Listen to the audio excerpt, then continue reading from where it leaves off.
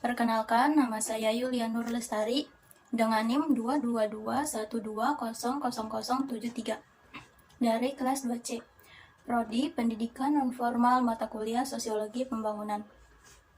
Saya akan menjelaskan tentang sosiologi pembangunan, konsep sosiologi pembangunan, tujuan pembangunan, dan pandangan saya mengenai pembangunan yang terjadi di Indonesia saat ini. Yang pertama, definisi sosiologi pembangunan. Yang pertama, menurut Surjono Sukanto. Sosiologi pembangunan menurut Surjono Sukanto adalah konsep suksesi dalam menyejahterakan masyarakat dan berguna bagi masyarakat pedesaan maupun masyarakat perkotaan. Yang kedua, Max Weber. Menurut Max Weber, sosiologi pembangunan merupakan kajian sosial yang memberikan dampak yang positif mengenai lahirnya metode baru dalam membangun masyarakat dan lingkungannya. Yang ketiga, Roger. Menurut Rogers, sosiologi pembangunan merupakan kajian yang membahas mengenai perubahan sosial yang partisipasi yang luas dari masyarakat yang bertujuan untuk mencapai kemajuan material maupun sosial. Yang keempat, Siagian. Sosiologi pembangunan adalah suatu gagasan mengenai usaha pertumbuhan dan perubahan yang telah direncanakan oleh suatu negara menuju modernitas dalam rangka pembangunan negara. Yang kelima, Portes. Menurut Portes, sosiologi pembangunan merupakan kajian transformasi ekonomi, sosial, dan budaya yang direncanakan untuk memperbaiki aspek kehidupan bermasyarakat. Sosiologi pembangunan menurut saya adalah suatu kajian yang membahas tentang suatu pembangunan yang sudah direncanakan untuk kesejahteraan sosial masyarakatnya. Selanjutnya, konsep sosiologi pembangunan. Secara konseptual, sosiologi pembangunan adalah ilmu yang mempelajari dan menganalisis perubahan dinamik dari kehidupan sosial ekonomi masyarakat. Oleh karena itu, pembangunan lebih dilihat dari teori modernitas struktural fungsional, ketergantungan, dan masalah-masalah sosiologi dalam perencanaan dan pelaksanaan pembangunan.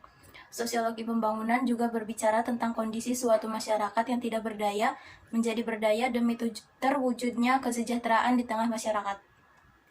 Misalnya, kita bisa ambil contoh kasus pemberdayaan masyarakat yang dahulu hampir seluruh masyarakatnya ialah petani padi. Lalu turun program kebijakan pemerintah dengan memberikan beberapa ekor sapi perah untuk dikelola masyarakatnya. Selanjutnya, tujuan sosiologi pembangunan. Sosiologi pembangunan ini tujuannya untuk mewujudkan masyarakat Indonesia yang damai, berkeadilan, demokratis, berdaya saing, maju, dan sejahtera, tentunya didukung oleh masyarakat Indonesia yang mandiri, sehat, beriman, bertakwa, berakhlak mulia, cinta tanah air, berkesadaran hukum dan lingkungan, disiplin, dan mempunyai etos kerja yang tinggi, serta menguasai iptek atau ilmu pengetahuan teknologi.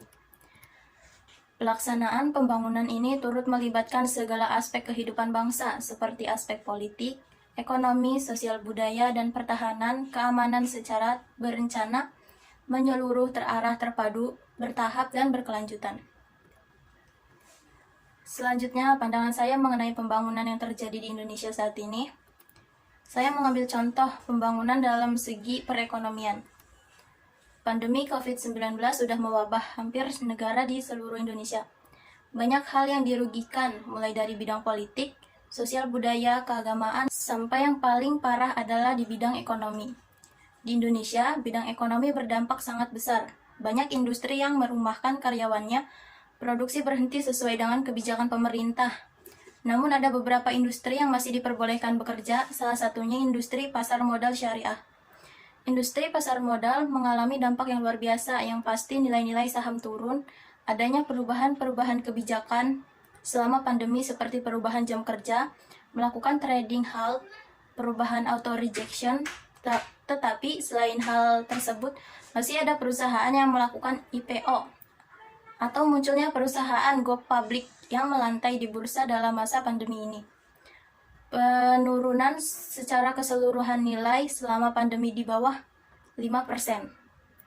Berdasarkan pertumbuhan year on year, sumber pertumbuhan ekonomi Indonesia pada triwulan 1 2020 terbesar pada sektor informasi dan komunikasi sebesar 0,53%. Hal ini wajar mengingat dengan adanya anjuran untuk tidak keluar rumah, maka banyak orang mengakses pekerjaan, hiburan, dan pendidikan melalui teknologi informasi. Seiring hal tersebut, volume penjualan listrik PLN ke rumah tangga meningkat. Berdasarkan rilis dari Badan Pusat Statistik, jumlah wisatawan mancanegara yang datang ke Indonesia pada triwulan 1 2020 juga turun drastis, hanya sejumlah 2,61 juta kunjungan, berkurang 34,9% bila dibandingkan dengan tahun lalu. Hal ini sejalan dengan adanya larangan penerbangan antar negara yang mulai diberlakukan pada pertengahan Februari lalu.